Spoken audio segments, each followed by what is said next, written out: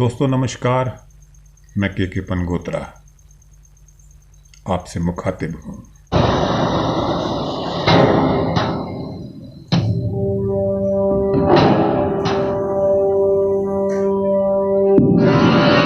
और आज जिस न्यूज़ की मैं बात कर रहा हूँ वो ना तो किसी अखबार की है और ना ही किसी चैनल की, बल्कि यूं कहें कि एक पत्रकार का दर्द है। कुछ रोज पहले मेरे व्हाट्सएप पे एक मैसेज आया रंजीव मेहता जी का कि जब आप फ्री होंगे तो मुझे कॉल करना।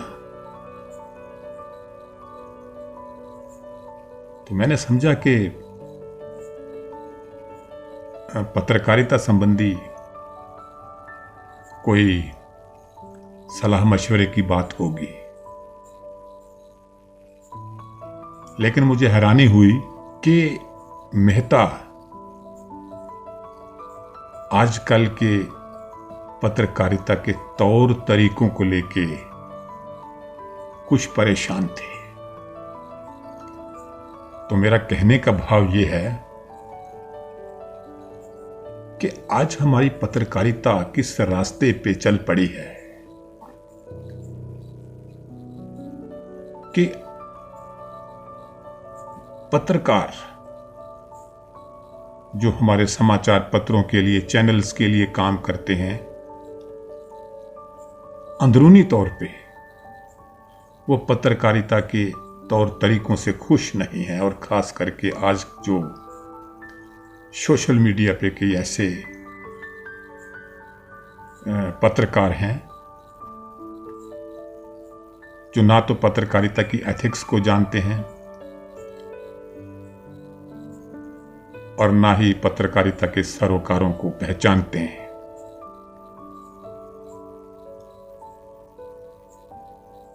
तो पत्रकारिता के रूप स्वरूप को लेकर उन्होंने मुझसे बात की। आखिर में उन्होंने मुझे बताया कि मेरा मकसद जो था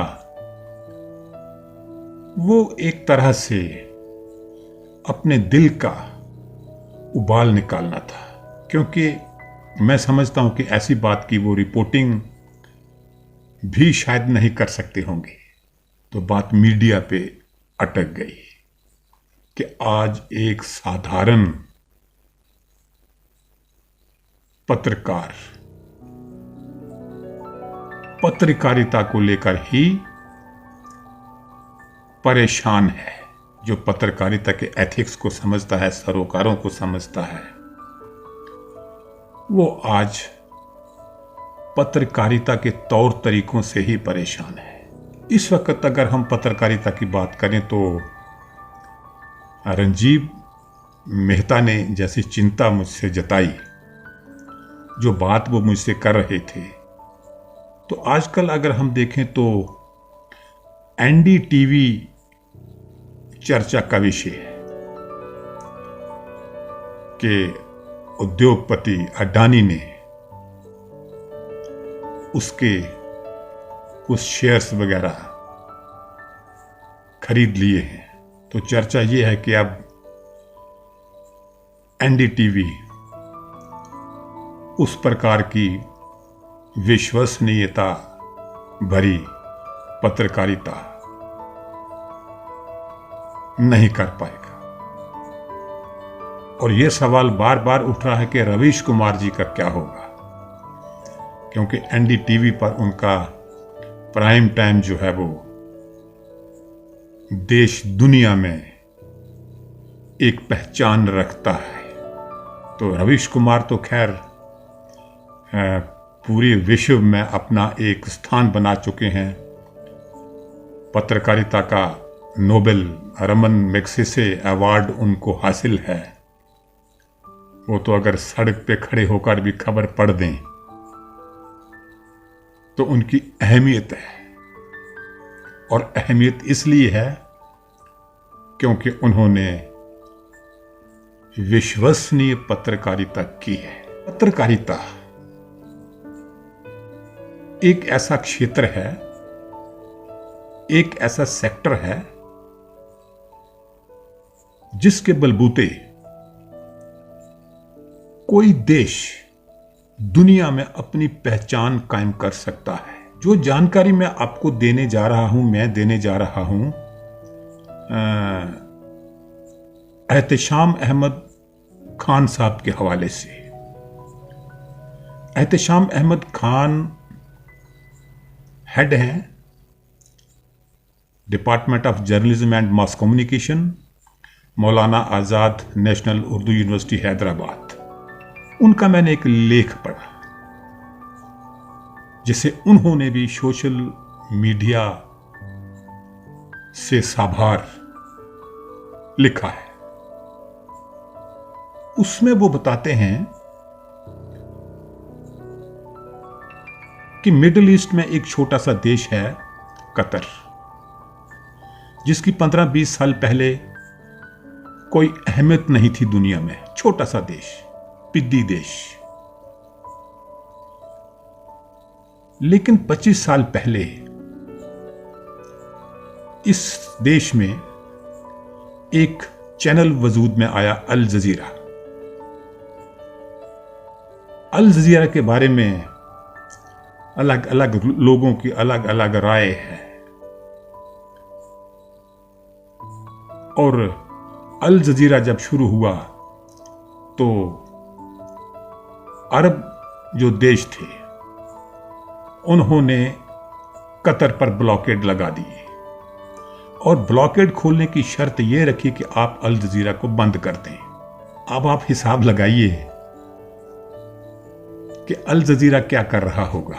अल जजीरा विश्वसनीय पत्रकारिता कर रहा था, चाहे कोई इसे माने या ना माने, क्योंकि जो रिपोर्टिंग किसी के विरोध में जाती है तो वो कभी भी उस चैनल को अच्छा चैनल नहीं कहता। जैसे हमारे यहां एनडीटीवी को भी काफी लोग हमारी राजनीति में भी हैं, नौकरशाही में भी हैं, जिनको एनडीटीवी फूटी आंख भी नहीं सुहाता। लेकिन सच्चाई यह है कि एनडीटीवी विश्वसनीय पत्रकारिता करता आया है, जमीनी पत्रकारिता करता आया है। और अल जजीरा कतर को किस मुकाम पे ले गया?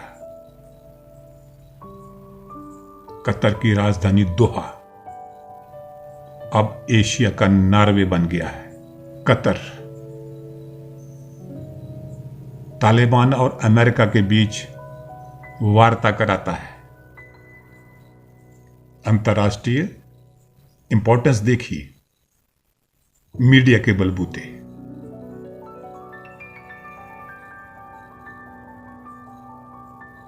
अरब इजराइल विवाद और गाजा पट्टी के मामलों में मध्यस्थता कराता है। मध्य पूर्व की, मिडिल ईस्ट की जियोपॉलिटिक्स में अब कोई भी फैसला कतर को नकार कर नहीं हो सकता। इसी तरह 25 साल पहले भारत में भी सैटेलाइट क्रांति हुई थी। चैनल आए, न्यूज स्वतंत्र हुई, और लगने लगा कि अब हम सरकारी मीडिया पे निर्भर नहीं रहेंगे। लेकिन ऐसा हो नहीं सका। हमारे चैनल सरकारी माउथपीस बन गए, अप्रासंगिक मुद्दे चर्चा का विषय बनने लगे। प्रेस फ्रीडम इंडेक्स में हम कहां खड़े दुनिया में? मेरा मकसद आज के इस एपिसोड में आपको यही बताने का था कि मीडिया अगर कोई जमीनी रिपोर्टिंग करे, सच्चाई दिखाए, तो मीडिया किसी देश को दुनिया में बहुत ऊंचे स्थान पे पहुंचा सकता है। लेकिन भारत में जैसा कि 25 साल पहले हमने सपने देखे थे मीडिया को लेके, वो सपने हमारे पूरे नहीं हुए और हमारे यहां मीडिया को आज एक विशेषण मिला है, गोदी। तो दोस्तों, रंजीब मेहता के बहाने आज के एपिसोड में मैं आपको यही बताना चाहता था कि चाहे कोई साधारण पत्रकार हो, चाहे कोई बड़ा मीडिया संस्थान हो, वो अपनी पहचान बना सकता है। और मीडिया संस्थान, जैसा कि मैंने अल जजीरा के बारे में आपको बताया, देश का नाम ऊंचा कर सकता है। तो मैं रंजीब भाई का शुक्रिया अदा करना चाहूंगा कि इस बहाने मुझे मीडिया को लेके आपसे कुछ बातें करने का मौका मिला। तो दोस्तों, आज के लिए इतना ही। अगली बार कोई और चर्चा, अगर आपको मेरी बातें अच्छी लगी तो न्यूज कंसेप्ट को सब्सक्राइब करिएगा, कमेंट करिएगा, लाइक करिएगा। कमेंट आप जरूर दें कमेंट बॉक्स में। तो आज के लिए इतना ही। नमस्कार।